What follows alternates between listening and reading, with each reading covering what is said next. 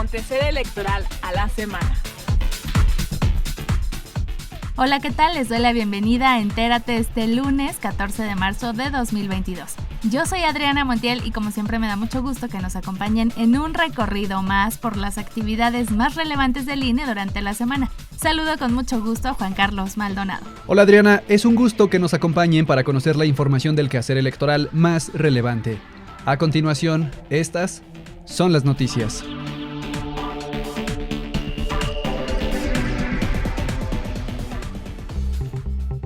El INE conmemoró el Día Internacional de la Mujer con foro nacional con autoridades electorales, jurisdiccionales y legislativas locales.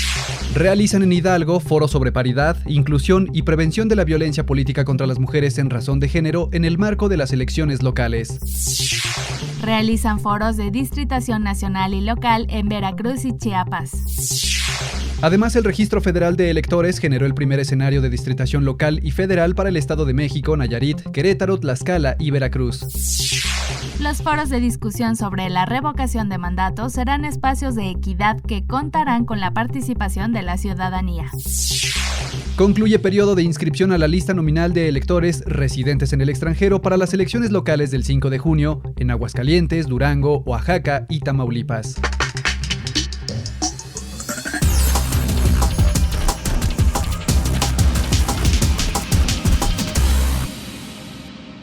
Al participar el 8 de marzo en el Foro Nacional con autoridades electorales, jurisdiccionales y legislativas locales en conmemoración del Día Internacional de las Mujeres, el consejero presidente del INE, Lorenzo Córdoba, señaló que son muchas las aportaciones del instituto respecto a la erradicación de la violencia política contra las mujeres en razón de género, con el acompañamiento de organismos públicos locales, el Tribunal Electoral y la sociedad civil.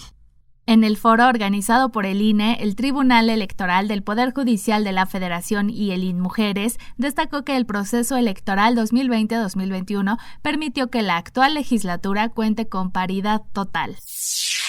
Como decía, son muchos los avances registrados en estos años y particularmente en el proceso electoral 2020-2021, que fue el más grande, el más complejo, pero también el más paritario de nuestra historia. Si hoy tenemos una legislatura con paridad total en la Cámara de Diputadas y Diputados, y una conformación 50-50 en el Senado de la República, eso se debe a las acciones afirmativas impulsadas desde el INE, confirmadas o potenciadas desde el Tribunal Electoral de cara a los comicios de 2018 y que posteriormente fueron incorporadas a la Constitución, muchas de ellas, con la importante reforma de paridad que aprobaron las cámaras y que se promulgó en 2019 y luego potenciada con la de, para combatir toda forma de violencia política en contra de las mujeres en 2020. El magistrado presidente del Tribunal Electoral del Poder Judicial de la Federación, Reyes Rodríguez, señaló que los procesos electorales permiten identificar retos para garantizar una democracia incluyente. Los procesos electorales del pasado nos han permitido identificar retos indispensables de atender en el presente, a fin de edificar una democracia verdaderamente incluyente. Es claro que aún nos falta un largo camino por recorrer para saldar la deuda que como sociedad mantenemos con las mujeres. En este sentido, considero que nos encontramos en un momento propicio para ampliar el alcance de las acciones que desde distintos ámbitos se implementan para promover una mayor participación femenina en los asuntos públicos. En esta conmemoración del Día Internacional de las Mujeres, el INE presentó el protocolo para la atención a víctimas y la elaboración del análisis de riesgo en los casos de violencia política en razón de género. La presidenta de la Comisión de Igualdad de Género y No Discriminación, la consejera Norma de la Cruz, señaló que lo que se busca con este protocolo es que en el momento en que llegue una mujer víctima a presentar una queja, el personal del instituto actúe de inmediato para atenderla y, en su caso, canalizarla a la unidad correspondiente. Protocolo también nos permite dar canalización. ¿Qué hacer en el caso de que la queja, el instituto no sea competente el INE? Entonces, ¿qué hacemos en esos casos? ¿Qué hacemos si, aunque no seamos competentes, detectamos que hay una urgencia de dictar medidas cautelares? Nos da la guía de cómo realizar este análisis de riesgo, cómo se aplican. La víctima es la prioridad, su bienestar, y es con ella que se construye un plan de seguridad. Laura Liselot Correa, titular de la Unidad Técnica de Igualdad de Género y No Discriminación, subrayó que este protocolo fortalece la respuesta del INE para establecer ejes rectores encaminados a salvaguardar la vida, la libertad y la integridad de la víctima.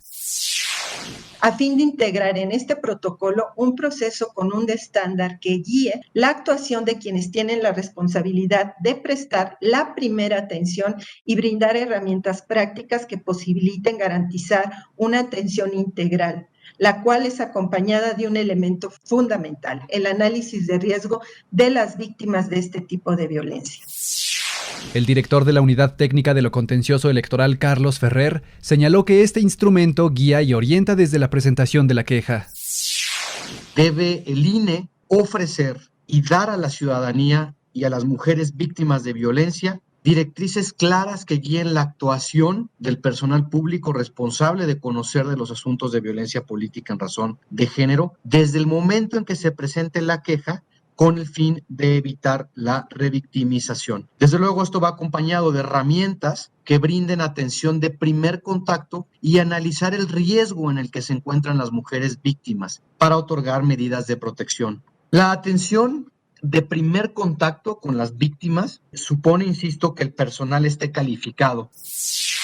En el marco de las elecciones del próximo 5 de junio en Hidalgo, el INE, en colaboración con el Instituto Electoral, el Tribunal Electoral y el Instituto de las Mujeres en la entidad, llevaron a cabo el 4º foro sobre paridad, elecciones incluyentes y prevención de la violencia política contra las mujeres en razón de género.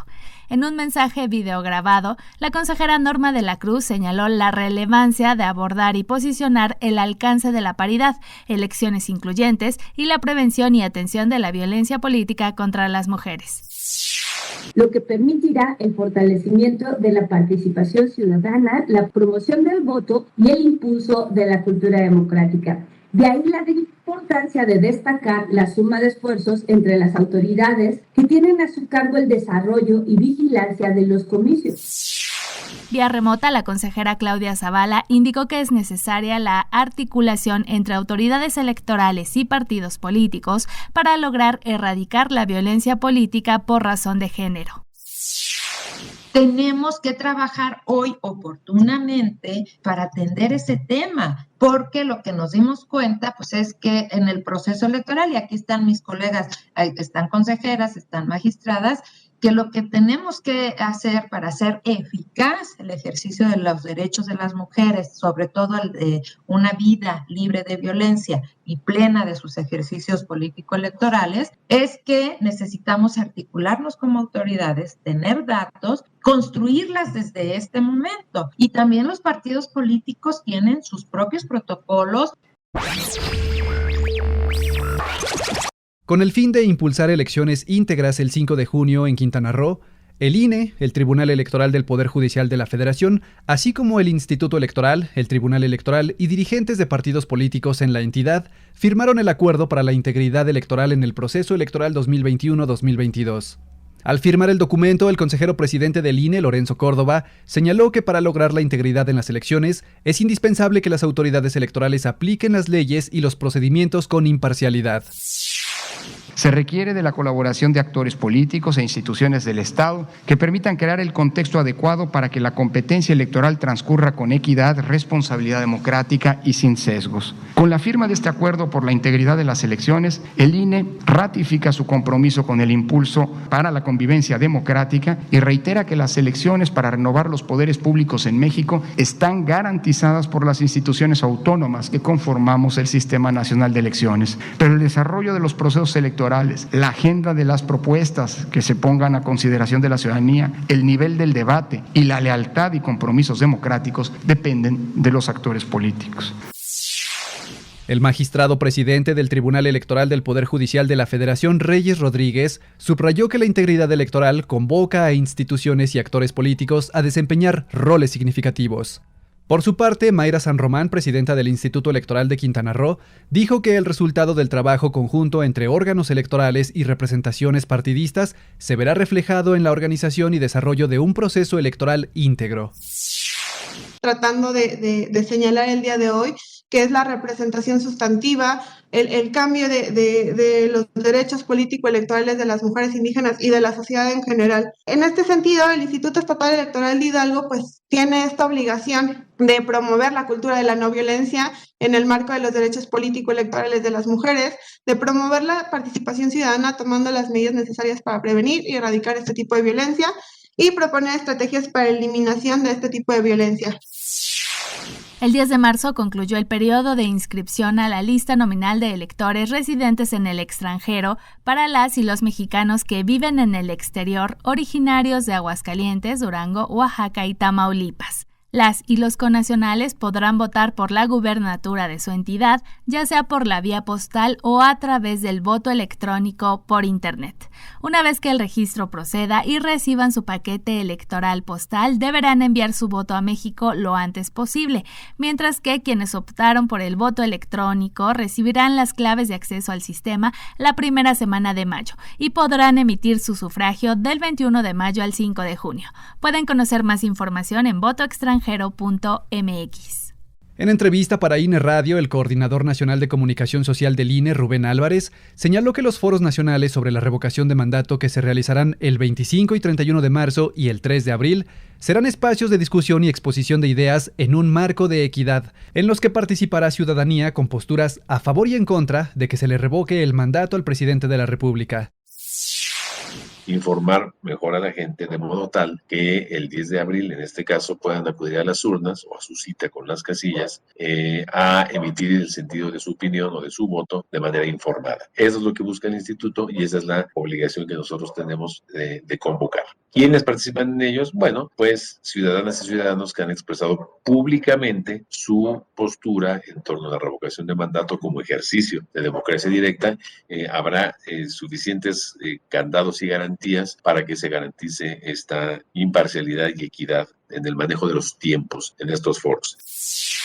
Dijo que se busca que la ciudadanía cuente con más elementos para emitir un voto informado el próximo 10 de abril y explicó que además de los foros nacionales, se realizarán foros en las entidades del país. Que efectivamente estos foros de discusión y debate tengan la más amplia difusión posible. Por eso es importante que estén en todos nuestros canales digitales, los propios del Instituto Nacional Electoral, pero también contar con la colaboración de las televisoras públicas para que esto pueda tener lugar el día y a la hora de la transmisión, que van a ser a las 5 de la tarde.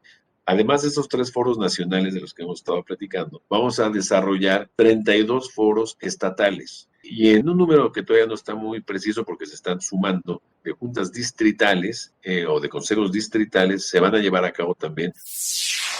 Del 7 al 11 de marzo, el INE realizó el simulacro de voto electrónico por Internet para las y los mexicanos residentes en el extranjero para el proceso de revocación de mandato, el cual tuvo como objetivo verificar el funcionamiento, procesos, logística y usabilidad del sistema.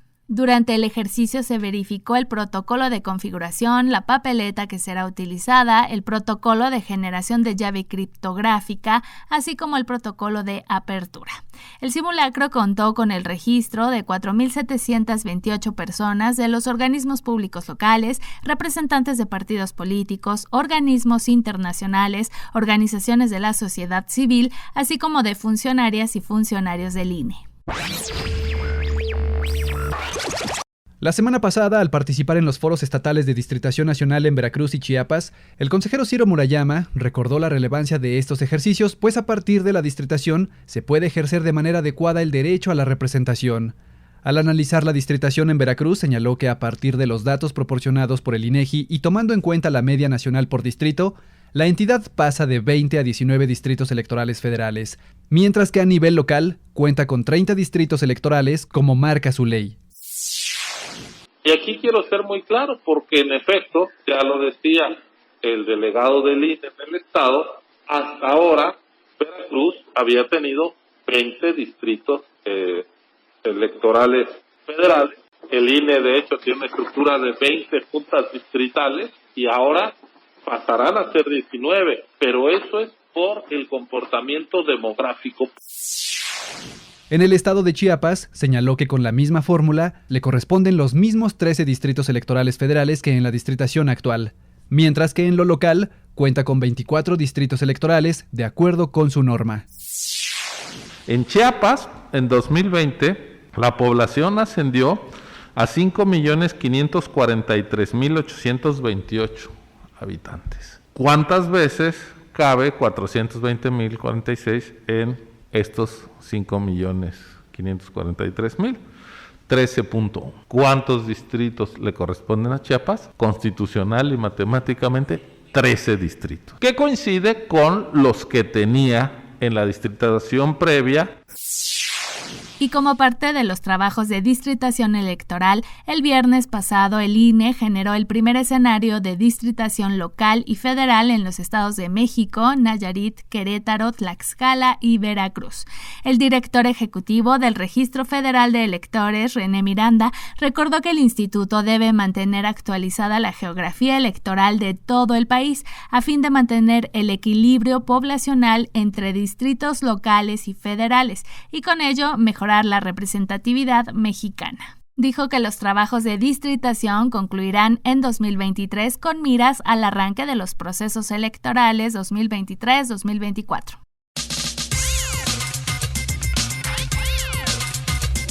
Entérate. La Sala Superior del Tribunal Electoral del Poder Judicial de la Federación confirmó la determinación del Consejo General del INE de suspender las campañas de difusión del Infonavit al estimar que no cumplen con los criterios de generalidad y necesidad, por lo que no constituye información esencial para el conocimiento de la población que no pueda suspenderse durante el proceso de revocación de mandato del presidente de la República en marcha.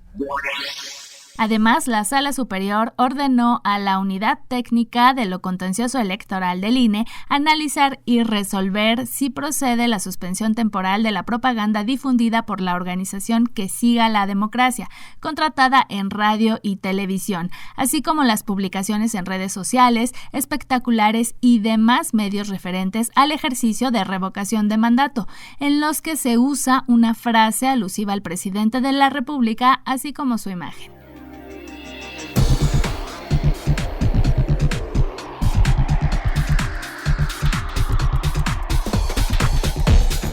Llegamos al final de esta emisión de Entérate. Muchas gracias por habernos acompañado en este recorrido por las actividades más relevantes del INE durante la semana. Los esperamos el próximo lunes en centralelectoral.ine.mx. Y como siempre, no se olviden de visitar las redes sociales del INE en Facebook, Twitter, Instagram y TikTok. Muchas gracias, Juan Carlos. Gracias, Adriana, y gracias a ustedes por acompañarnos. Recuerden que también pueden visitar el canal oficial del INE en YouTube, INE TV, en donde encontrarán transmisiones en vivo, cápsulas, firmas de convenios, entrevistas, sesiones del Consejo General y mucho más. Hasta la próxima semana.